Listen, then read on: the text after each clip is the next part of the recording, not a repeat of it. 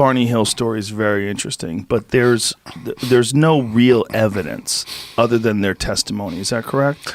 Well, there was a stain on Betty's dress. There's her excellent recall. He was unconscious. What was the stain on her dress that's so interesting to me? It was a fluid that they used in the testing, that some kind of a fluid, the a chemical. alien testing? That they did when they drew ova from her and they drew sperm from him. Now, so there's a book out called Contact by Stanton Friedman. I read that. Kathleen, I'd love to know where the car is.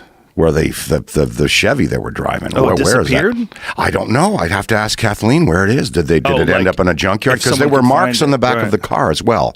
There were trace evidence in the back of the car. You know, Ted Phillips he goes around the world collecting trace evidence and radioactive signatures from sightings and landings. On the back of the car, there was a couple of marks, but it was Betty's.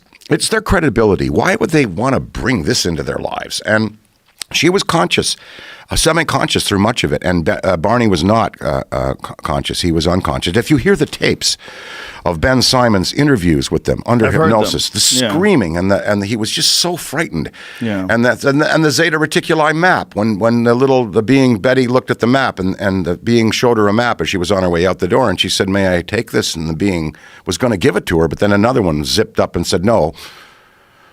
You can't have this." Zeta Reticuli is exactly the same place where Bob Lazar says they found those with the spaceships that they have at Area or S4. Well, the Little Greys, Zeta Reticuli, Barney and Betty's abduction. You had Marjorie Fish, an amateur astronomer. She took the memory of Betty's.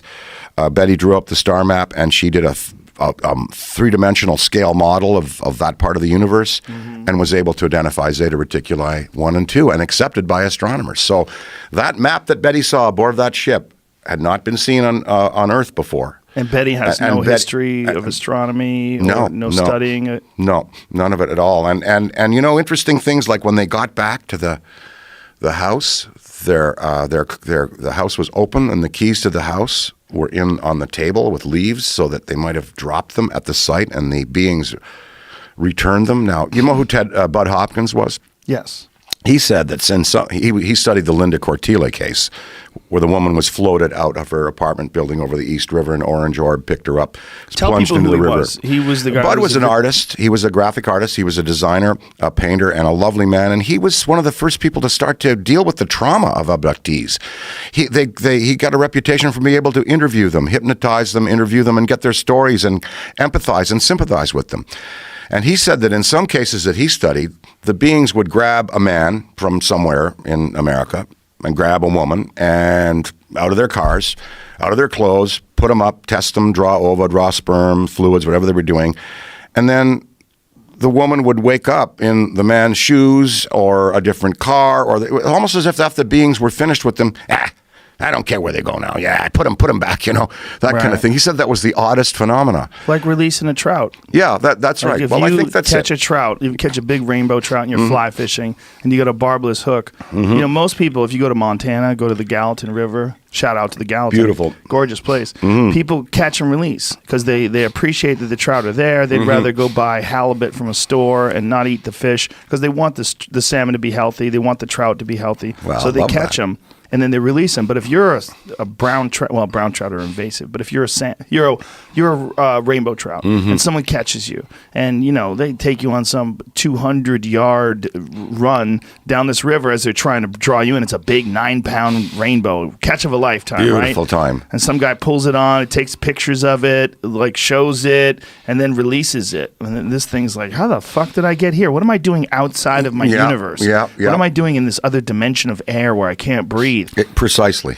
Yeah. And that's catch and release. Catch and release with people. Travis Walton says, you know, you got to think of them as just people from over there. They're just he's the guy the Fire in the Sky movie was based on. He's got another interesting story. Here's what I want people credibility to think. there, and credibility with Barney and Betty. I just don't think they're lying. And I don't think the Ariel school children are lying. I don't want to think they're lying. This is the problem that I have with it. I want to believe them. But this is what I want people to consider, because most people that are pragmatic, reasonable people that don't want to be ridiculed, they look at these stories and they go, oh, come on, people are full of shit. And I've been there too. But I want people to imagine that if aliens did occasionally visit Earth, how often do you think this would take place?